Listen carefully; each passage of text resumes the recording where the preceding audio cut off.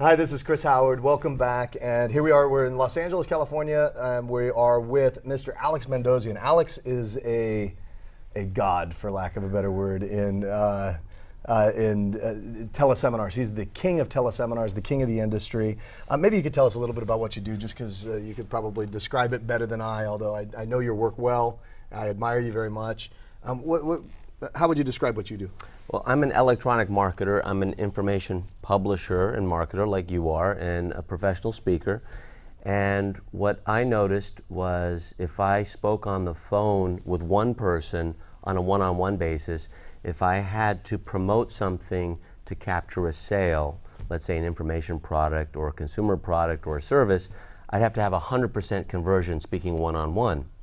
But if I had 100 people call into a bridge line, no call, they're invited into a bridge line, then a 1% conversion would get the same result as 100% conversion going one-on-one. And I like those odds. I mean, those are pretty good odds. So I figured, sloppy success is better than perfect mediocrity, and that ended up defining, for the past 10 years, I've done 2,200 plus teleseminars. 2,200 plus teleseminars for 10 years. Many with you. Yeah, absolutely. And with many other thought leaders. And I've been more of an interviewer, kind of like a Larry King for teleseminars, and then I have my own product line as well. But teleseminars for my lifestyle as a father, as a husband, I live in Marin County. I do most of the work out of a converted bedroom of my home, and it's mostly lifestyle that I teach to my 14,000 students. That's fantastic. When you say you teach lifestyle, what do you mean? Because are you teaching them how to do teleseminars, or are you teaching them something more? I'm teaching them how to do teleseminars, and I'm teaching them how to live as an entrepreneur with more free days in their life so that they can take some time off. And I enjoy professional speaking. I enjoy going to an event. But rather than traveling 220 days out of the year, I think my marriage would suffer if I did that. I travel about 80 to 90 days out of the year. And many times the teleseminar is repurposed. So it's spoken word. If you think about it, Chris, the world was shaped by speeches, whether it's Demosthenes or Cicero or Baal Shem Tov or Jesus or Confucius or Gandhi. I mean, usually the greatest speeches turned into written words, such as Blood, Sweat, and Tears by Churchill and Gettysburg Address by Lincoln. So I like spoken word because people can listen to me in the car, but they can't read a book in the car. So I take the spoken word, I have people listen to it rather than being in a studio, so there's pressure on me to be organized, and then we record it, we have it transcribed, and then we repurpose it and reorganize it. It could be blog posts, it can be articles to drive more traffic to our websites, it could be ebooks, it could be chopped up into e-courses. And so that repurposing strategy is what has allowed me to have a lifestyle where there's more free days and I'm working less and making more money because people are getting different versions of that training versus coming up with new trainings all the time. What percentage of your revenue comes from repurposed content? 90%. You're kidding me? No. 90%? 90%. So for every dollar I make out of a teleseminar, $9 or 90 cents out of every dollar comes from some form of repurposing, the recording of it, or the transcription of it, or a blog post leading to another event, a physical event. A preview call like we've done for your Breakthrough to Success. Preview calls are free and they lead into physical events, which is a repurposing of that teleseminar. So I have found, and one of the things I enjoy teaching is repurposing, because many authors, many thought leaders, even people just starting out as an information marketer. I think every business is an information marketing business. That's what I was going to ask you, because I know your belief is that anybody could do this for any type of business. Any type of business. A dentist. Okay. Let's take a dentist. Yeah, let's talk about that. So how could a dentist be an information marketer? How can they repurpose content? Well, how about a special report or a booklet or a blog post or an article online? How about the 5 most important questions to ask your dentist before hopping into the dental chair?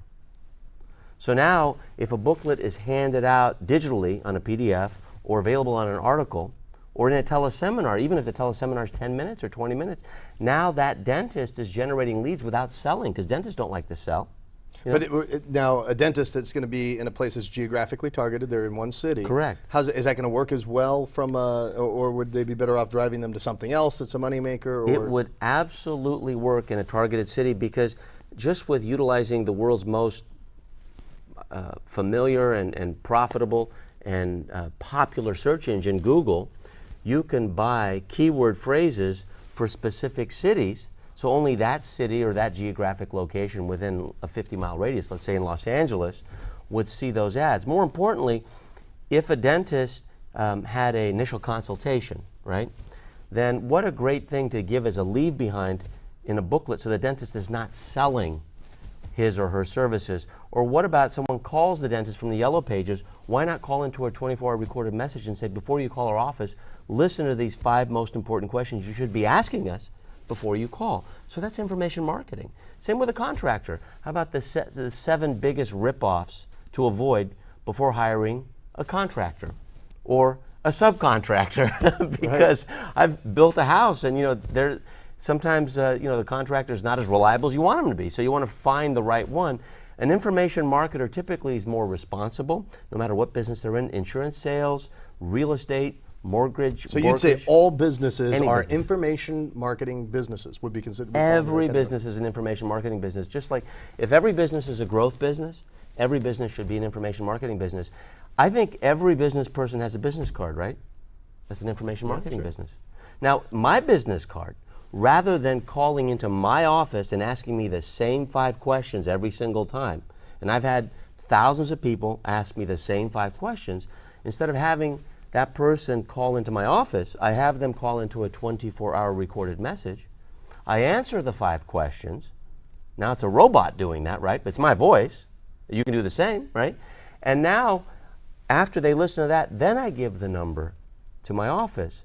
And so when they call my office, then the person asks, which of the 5 questions were most important to you?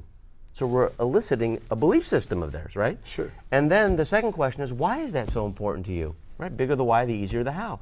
So now we have a laser-focused conversation rather than wasting time for that initial consultation. And I think any service business can utilize this. Any one of your students could utilize it, because I think everyone has a business card. Put a 24-hour recorded message, answer the 5 most asked questions on that 24-hour recorded message. Let the robot or the automation do all the work for you, and then have a pre-qualified, sifted and sorted prospect call your office. Now, it seems to me that your business, and correct me if I'm wrong, it's set up in 2 categories. You've got teaching people how to do teleseminars, and then you've got the actual interviews that you do with other people. Now, who's the most famous person you've ever interviewed? Probably Donald Trump. Really? Yeah. How'd you enjoy that? What was that like? It was great. What happened was I was doing all the interviews for the Learning Annex, and they had these wealth expos, and Donald Trump was the keynote.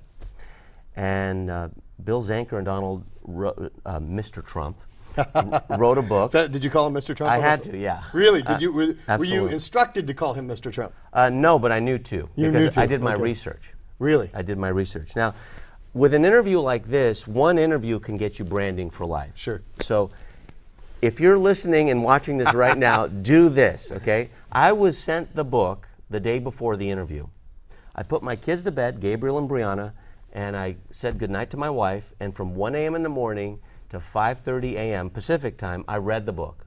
Not once, but twice. Which book was this? It's Whatever book he his had coming. kick-ass book. His kick. Oh, Yeah. I remember that. Yes. Kick-ass. That he wrote with Bill Zanker. That Yes, one. he did. Yeah. And so it's how to win in business and life. Right. By thinking big. That's the title. Think Sure. big and kick ass. And there's a picture of him going like this, right? So I interviewed him, and Learning Annex had given me questions, and I don't like it when questions are given to me, but I did play by the rules, and I Right. did ask those, and I slipped a few that I'd done some research on, and those were the ones he focused on. So that was a lot of fun. It was about a 40-minute interview, and we were in and out. I mean, the way it started was we're on the bridge line, and he goes, "Who is this now? Who's calling?" And I gave him my. He says, "Who are you?" I said, "I'm the interviewer, right? On behalf of Learning Annex, right?" Right. He says, "Okay, go ahead," right?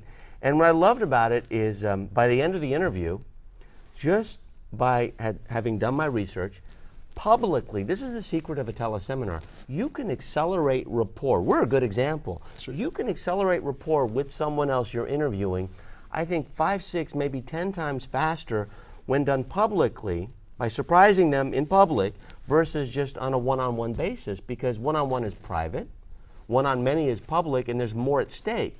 Right. And so I don't know if he would probably not remember my name, but I have the interview. It's on my blog, and that's the most famous interview. I mean, Stephen Covey I've interviewed, many other thought leaders. I've interviewed you, several times. I enjoy interviewing people such as Jack Canfield, Mark Victor Hansen, Brian Tracy, within the human potential arena, within the human What is it potential. about that arena that you like? Well, I think everyone has more potential, and I think no one has reached it yet. And if you reach your potential, there's no reason to watch this, right? I mean, isn't that what you teach? Yeah, no, of course. So I believe in two truths. Everyone has more potential and no one has reached it. And I don't think I've reached my potential until the inhale and the exhale of my final breath. That's what I tell my kids and my wife. And so there's a huge target market out there if people believe in the same thing. Not everyone believes that to be true. Right. Some people believe they've reached their potential, but those people aren't the ones that I teach. And so the human potential movement, there's always room for growth. And like my good friend James Arthur Ray, who wrote Harmonic Wealth, and he was in the movie The Secret, he says, look, if you're not growing, you're dying. And I believe that to be true. It's either upward or downward, So growth is the opposite of death. And I firmly believe it's an expanding universe. I think we're an expanding organism within this universe. So as a result, I love teaching those who want to learn more, like you do. Absolutely, always, always. I mean, that's why I love chatting with you. There's always That's how something we more to learn. hooked Yeah, up. absolutely. That's how we hooked up, actually teaching each other. We did. Yeah. We did. Now, so I know that there's some other realms that you're looking to get into as well. I know you do charity and fundraising. I do. Philanthropic work. Tell me a little bit about that. Well, I believe in entrepreneurship, and many people whom I teach and many people I know misinterpret the original root definition of entrepreneurship. Now, Jean-Baptiste Say, who was a Frenchman, is the person who coined entrepreneur. And it comes from the word entreprendre. And all entrepreneur really means is taking something from a lower level of productivity, such as potential, as you do with your students, and taking it to a higher level. Yes, that means money, but it also means that a stay-at-home mom can be an entrepreneur.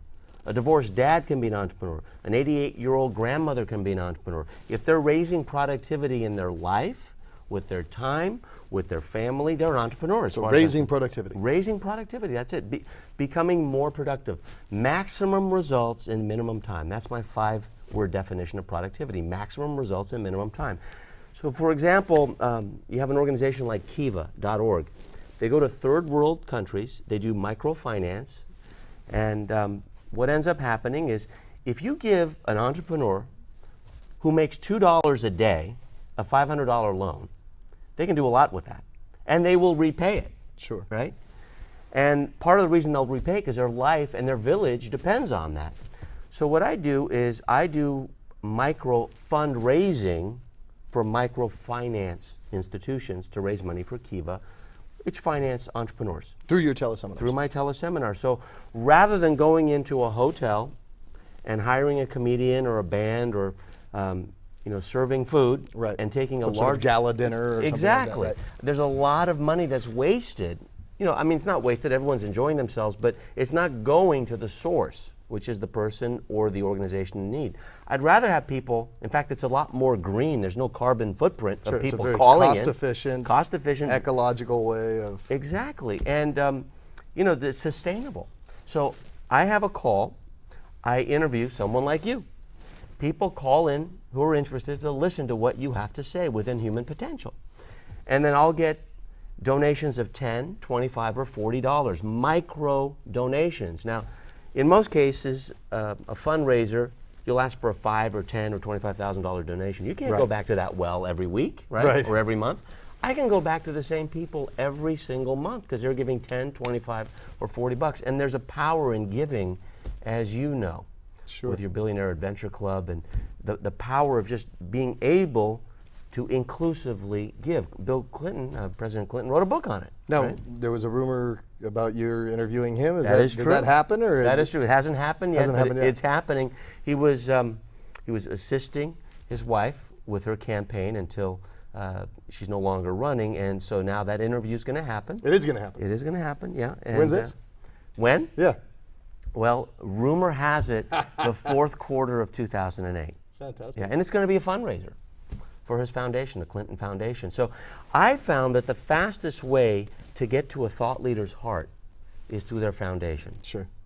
And what is it to me? I mean, I just want the interview. I want to find out. I'll do the same exact thing. I'll be interviewing them. I'll be asking them specific questions that I'll be asking them anyway. But in this case, they being the listener, they're not buying a product. They're donating to the cause. Now, what's different about what sets you aside or apart from a lot of people that might do teleseminars or run teleseminars? Or what makes Alex Mandossian so special? The same thing that makes you special. You put a lot of people into a room and you expose your thought leadership to a lot of people at the same time. That's what I do. I can put more people in a virtual room, and I do a lot of them, just like you do a lot of trainings. Because the more trainings you do, the more exposure and reach you have, and the more of a difference that you have, in the world. And I don't know if you feel it's your duty, but I believe it's my personal duty to get my message across. What I do is I teach thought leaders and entrepreneurs how to accelerate the growth of their businesses through teleseminars. So I would go to someone like you or someone who has physical events, and I would show them how to build their businesses through teleseminars. After teaching them, they say, well, would you like to teach my students how to do this for themselves? I say, sure. That's called an affiliate partnership. And if I've interviewed them enough, their students already know me, and then their students end up taking my courses, and it's permission-based. I mean, I don't twist any arms. Many times they're asking, hey, can I do it? They're begging. So can you lead me through the process? Like somebody comes to you and they say, Alex, I want to build my business through teleseminars. Where do you start? Okay. So the first thing you have to start with is you have to have a bridge line. You have to have a bridge line. So we have a bridge line system that is... A bridge line simply means that many people can call. Many people can call in, but you run the bridge line. So we run a bridge line in combination with a webcast service called Instant Telewebcast. It's less than $50 a month. I don't own it, but I utilize it. And instanttelewebcast.com, they can go check it out if they want. And what happens is you can own this bridge line and get up to 2,000 people listening online, so that people overseas, like you do a lot of work in Australia and the UK, they don't have to call. I do a lot of work in Singapore. They can just go onto a web page and listen through their PC speakers. Everyone has speakers on their PC. I'm calling on the bridge line, and I'm teaching, but they're listening through their personal computer or Macintosh. So they need one of those. They need a bridge line. They need a phone. They need a mouth. A message is important to have a message, right? And what I like to do is make sure that we have a survey of some kind. I call it an Ask campaign. It's a 2,600-year-old technology called the Socratic method. So if it's about more wealth and fulfillment in their lives, which is a question that you would ask, which we've asked, what's your single most important question on how to get more wealth and fulfillment out of your life, whether you're an entrepreneur or a wage earner? So that would be at AskChrisHoward.com. In fact, that is at AskChrisHoward.com. So people would ask their question. It would go into a database. That database would, like Google, tell you which questions were the most common. You would take the 7 most popular questions, if you talk fast, the 12 most popular questions, and make that into an hour teleseminar. Right, which is what we did. Which is what we did. So the way we engaged and the way you started with me is the same way you'd start with anybody. Dialogue centered, yes. You do an ask campaign, you ask people what they want to know, and then you just tell them what they want to know. Answer them. Just answer the questions. And so my job as the interviewer is to represent the listener. And many times you've heard me say it, I'll say, oh, come on, Chris, it's not that simple. Or I'm trying to get into the mind of what the listener is saying, like, Chris, you can't be serious. It can't be that simple.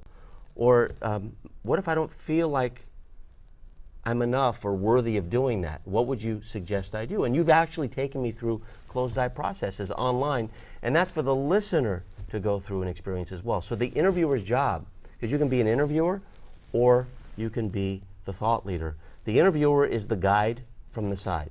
That's what we call him or her. The host or the thought leader, he or she is the sage from the stage. So you got the sage from the stage, and you got the guide from the side. We're reversing roles for this. Right now we are. And that's the beauty of it, because just like teacher or student, I'm more student than teacher. I don't know. Well, that's true, but that's what makes you so exquisite as a teacher as well. Thank you. It is true. I mean, there's so many people out there that are playing the role of teacher, but I think you've got it down. When you start interviewing people, that's where you really learn. So you must have a wealth of knowledge and experience just from these interviews. Well, I do, and I self-servingly and benevolently started that way. I used to do the interviews for free. Okay, they're not free anymore, but I did many of them for free, probably over 200 for free.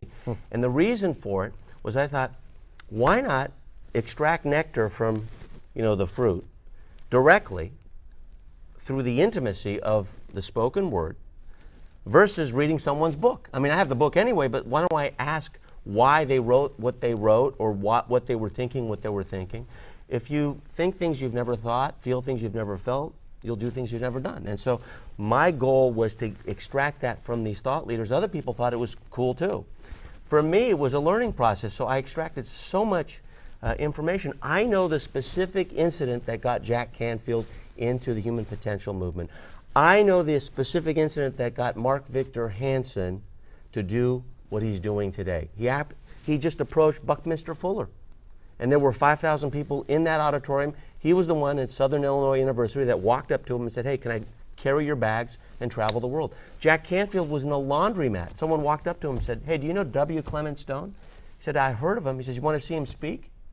And that set a cause set into motion, and Jack Canfield is what he is today. And those two partnered up as a result of those specific incidents. I've asked you, what specific incident or event started you on the path that you're on? I love that question. Now, knowing about their history is one thing, and then soaking in the philosophies and getting them and having your questions answered. How has that affected your thinking yourself, and the way you show up in the world, or in terms of your knowledge, your experience, your expertise? How is the interviewing process, and having done 2,200 different interviews, affected your ability to succeed in the world, do you think? Modeling, shortcuts. I've heard you say, in fact, I learned this from you, if it takes 30 days to create a habit, and if you find a shortcut after day 3, that's going to be a habit to take that shortcut from day 3 to day 30. So it doesn't take 30 days. If you find that shortcut early on, if you can model someone else's success, and they are in a place where you want to be, if that's their true north and your true north is the same, I'm just putting my compass in, pointing it in that direction. It has shaved off years. Has it really? Of trial and error. Years. Can you give me some examples of things you've been able to do just as a result of the knowledge you've gleaned from your interviews? Examples of how modeling or how emulating my interviewees. Yeah, how changed my life. Yeah, so some of the successes that you've had as a direct result of the knowledge you've gleaned from these. Okay, so let's take, for example, T. Harv Eker. Sure. Okay, so he has the Millionaire Mind Intensive. He has big events, and he does a lot of preview events where he physically has previews to help fill the bigger events. Right. And so years ago, probably over 6 years ago, I asked him, I said, have you thought about doing a preview teleseminar to help fill a Millionaire Mind Intensive? He had thought about it, but we'd never done it. So I thought, instead of physically being in the location, or better yet, why don't you be at the location and we'll do a teleseminar and get everyone else involved, right? And that was the beginning of preview calls. I did the same thing with Armin Morin, who has the big seminar. So preview calls, just actually filling seminar seats, which I've been a top affiliate for many, many people. I mean, we filled your events, is simply through modeling other people who've had big events and finding that they had a problem, they had pain in an area, filling that event cost efficiently. The preview call was one of those things. Another thing, Al Gore. Al and Tipper Gore were at a physical book signing at Book Passage in Corte Madera, California, where Walter Cronkite has been, Bill Clinton has been, many other thought leaders, John Gray, my good friend who wrote Men Are From Mars, Women Are From Venus. And it's in Corte Madera. It's an independent book store, but a lot of famous people have been there. I was there haphazardly. I was eating dinner across the way in a steakhouse, and I saw all these people there on November 20th in the year 2002. And Alan Tipper Gore were doing a book signing for Joined at the Heart, which was their book. Now I asked the person, after the throng of people had left, I asked the person behind the counter, how many books did they sell? And the woman behind the counter said, it was the best book signing ever. We had over 400 books sold, I think, right? Now that is monumental. It is miraculous for a physical book signing. For sure, If yeah. you've ever done one. The typical book signing, you sell 4 books. Right. That's it. Yeah. And 2 of them were people just walking by. Right. Who didn't know who you were. Exactly. And then they have a few shills in the audience sitting, just to make you feel good, right? Well, this was packed. So I thought to myself, my gosh, if I had the Gores on a teleseminar, and all they were doing was explaining their book, we could record it, we could transcribe it, we could sell more books that evening than they did, and they don't have to live out of suitcases. And that was the day that the virtual book tour was born. And now So did you contact him? I've contacted him. I haven't had the interview, right? But I've done virtual book tours with many other authors. And as a result, I have a course called Virtual Book Tour Secrets. And it just seems like such a better model. I mean, I think the book tour model's a dinosaur, quite frankly. I think so too. I think so too. And there's an example where I modeled the problem. In both cases, I modeled the problem because the thought leader was the example, and what ended up happening is I learned from them. Now, another one, Dan Sullivan, who runs Strategic Coach, he has, with entrepreneurs, he has meetings every 3 months, every quarter. And so I did an interview with him, and he has entrepreneurs that pay a lot of money to come in once every quarter to study with him. Well, the challenge is when the entrepreneur goes back all jacked up and excited to their team, what happens? Trouble and struggle. There's a disconnect, right? So what I learned from him is why not have because of the problem, why not have a teleseminar where you're teaching the entrepreneur's team what the entrepreneur learned, but it's not costing the flight or the travel or the lodging for that team to listen in. You follow what I'm saying? Yes, absolutely. So now you're kind of downloading. You're downloading the info. You got it. Which makes it easy for the entrepreneur because now Strategic Coach, the company, is teaching the team as well as the entrepreneur. So these are things that I've learned not just through the success stories. Now, is that better off if an entrepreneur wanted to do that? Are they better off doing that just as a conference call with their team, or is it better off having an interviewer like you? Both. Really? You How both. could you augment that? What I always like to start with is with an interview, because the interviewer represents, like Larry King, represents the listener, and their goal, their role is to challenge the interviewee. When we first did our first interview, I asked you, is it okay if I challenge you and I surprise you a little bit? You said, for sure. Yeah. Those were the 2 words I heard, for sure. And we did, right? Now, Are there people that don't like that sometimes? yes. Really? Yes. There are some people who just want it scripted. Got it. I happen to believe the best interviewer on the planet is Barbara Walters. I think Larry King's okay. I think he's good. I think he's okay. I hope you're not watching Larry. I know his son. I think he's okay. I think he was much better on radio. Okay, but it's difficult to challenge presidents and former presidents as readily as he could on the radio. So it's not his fault. I think he was much better on radio. Barbara Walters does not care. She just goes straight to the jugular. They cry, they laugh, they do all that, right? So do you model interviewers too? Barbara Walters. Really? And describe the modeling process with Barbara Walters. She's what have you done? What I've done is I've modeled her research team. So I like to find out things about their childhood. I like to find out when they were imprinted. I like to find out who gave them blind encouragement as a child and helped shape their future. And when I get there, they don't become a thumb-sucking child, but they do regress a little bit, right? And I startle them a little bit, and in that case now... Did you make Donald Trump cry like a baby? No, I didn't. Cry like a little girl? No, but you know what? Let me tell you that one thing about Donald Trump. Would you believe that I was promoting heavily? Yeah. I was promoting his book heavily. He says, "Can you tone it down a little bit?" Really? I was so proud of that. Donald Trump, I can swear you to you, down, the king of promotion, the king of promotion. So for example, with Barbara Walters, she has an amazing research team. So I spend 80% of my time having my teams research little anecdotes, little things that people No kidding. would never know. And About and now, do you do that every time you interview somebody, or is it just every single time, I do interviews every single time. Like, I knew your story before you told it on stage. I came through a breakthrough to success with my wife, Amy, and I went through, every day, but I knew your story beforehand because I'd watched videos and I'd heard it. So anecdotally, if I have that information prior to the interview, you may not know that I have that piece, right? And then when I ask you, you go, oh, this guy's done his homework. Sure. Rapport is boosted immediately, and then we become, good friends. I've been invited to the homes of thought leaders because of that level of research. And so, as boring as it may sound, and it's not very appealing to a lot of people to do research, so I have other people do it for me, and I do it myself. There's something called Google, Google.com. You can find out a lot there. What you end up, like, for example, I interviewed and had a meeting with the CEO of a Fortune 1 company. a Fortune 1 company? Yeah, not 500. Yeah, you expect to hear 500. Not 100. Fortune 1 company, Yeah. yes. Doug McMillan of Sam's Club. Okay, and I'm going to be doing teleseminars with Sam's, teaching their entrepreneurs how to grow their businesses with my partner, Deborah Shaw. Deborah Shaw was in the room at Sam's, which is in Bentonville, Arkansas, and I was on a teleseminar, right? Meaning they were on a bridge line listening, on a conference call. Now, I knew where Doug had started. He had started on a forklift at Walmart.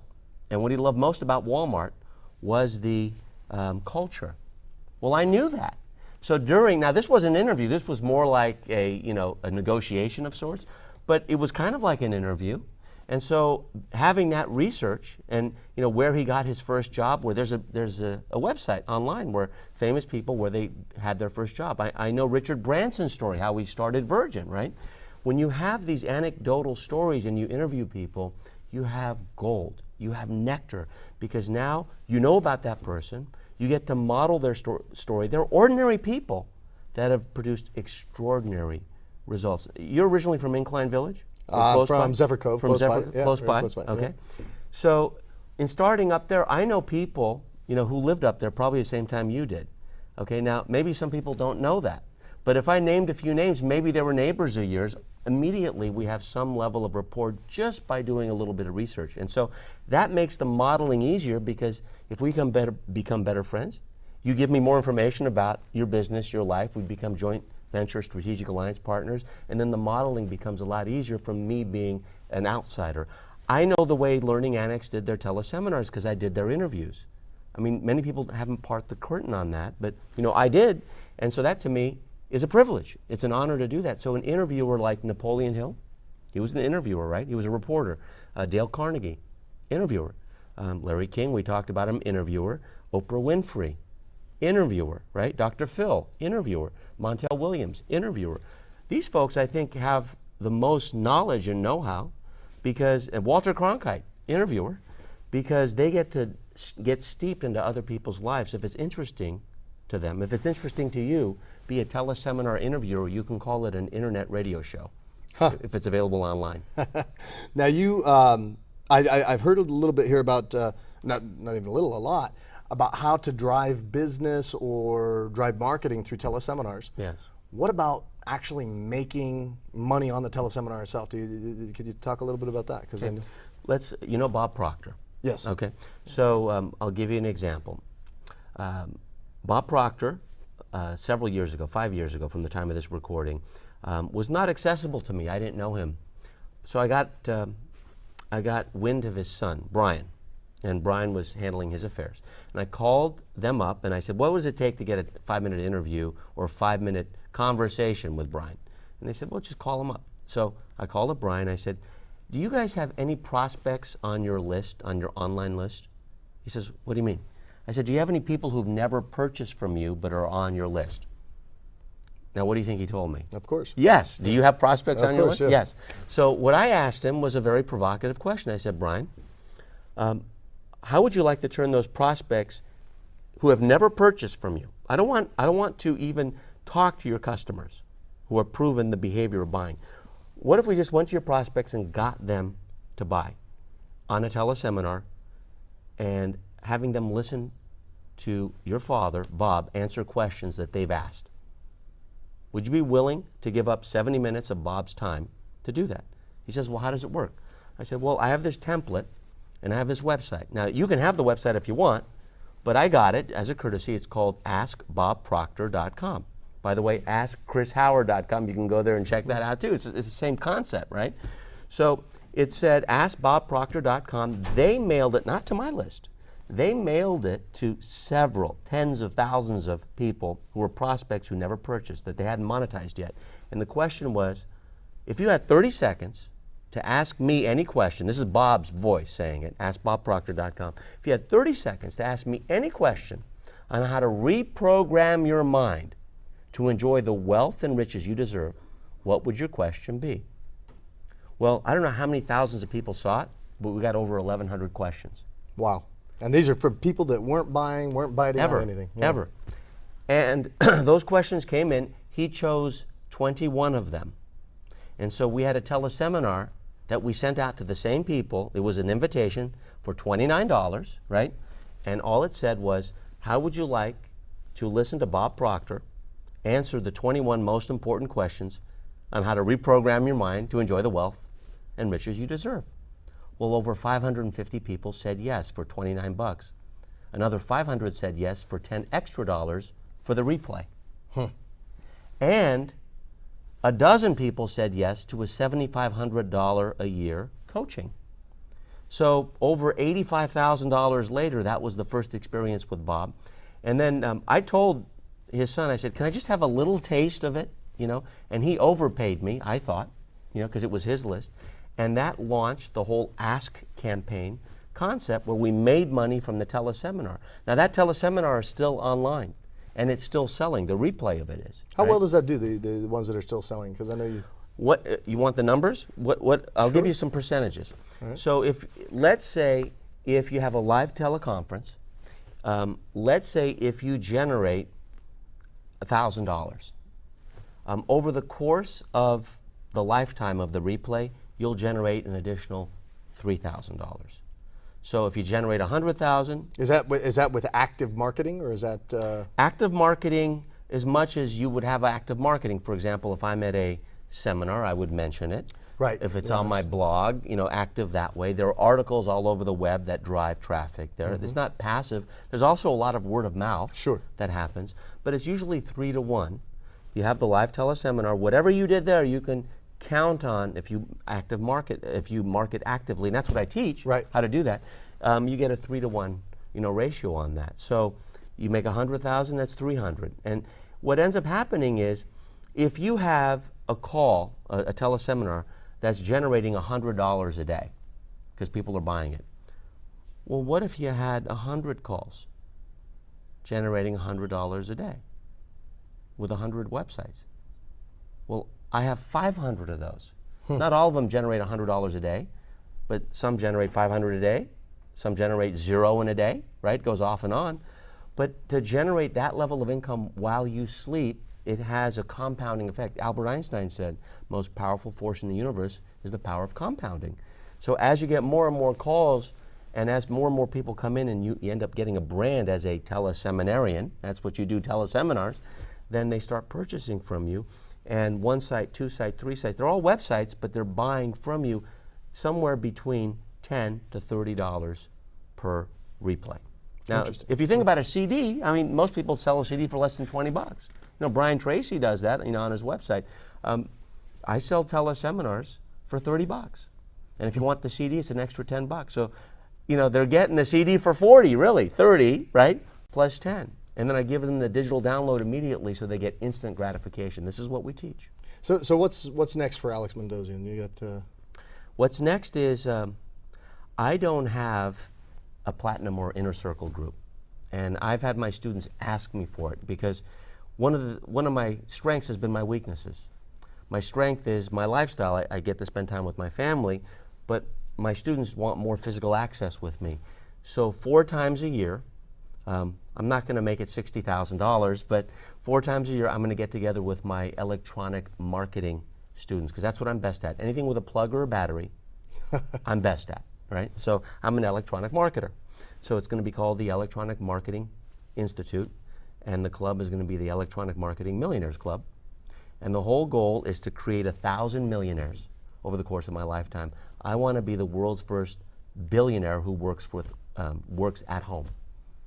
Billionaire in the form of a crusade, 1,000 millionaires. Billionaire in pajamas. That's Exactly, in sandals and shorts. Sandals and right? shorts, yeah. And that's how you introduced me on stage many times. Yeah, too. yeah, no, for sure. I'm just curious, what are you most excited about in your life right now? What I'm most excited about is, I'll sound like a patsy if I say this, but really when my kids say goodnight to me during a live teleseminar, and I'm not ashamed to stop the call, have everyone else listen, kiss them goodnight, they go to bed, and then I continue for another 2 hours.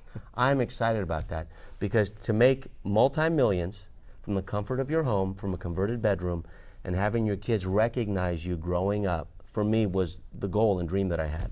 And you made it happen. And they made it happen. And to still stay married to your first wife, I did it. Yeah, you know? there's an accomplishment. That's we got to interview you all over Just again. on that. Just on that. Well, you 'cause met that's- Amy, you know why. Yeah. So yes, that's true. So how can people get a hold of you? If they, Alex Mandossian Today. It's as simple as that. Alex Mandossian Today. I have a blog that's for electronic marketers. If you want to learn how to build your business from an information marketing perspective, I think every business is an information marketing business, as yours is, and electronically, which is faster, easier, better, less expensive, then I have all sorts of articles and things there for free, and that's the easiest way to get to know me. Fantastic. Hey, thanks for your time, man. All right, pleasure. All right.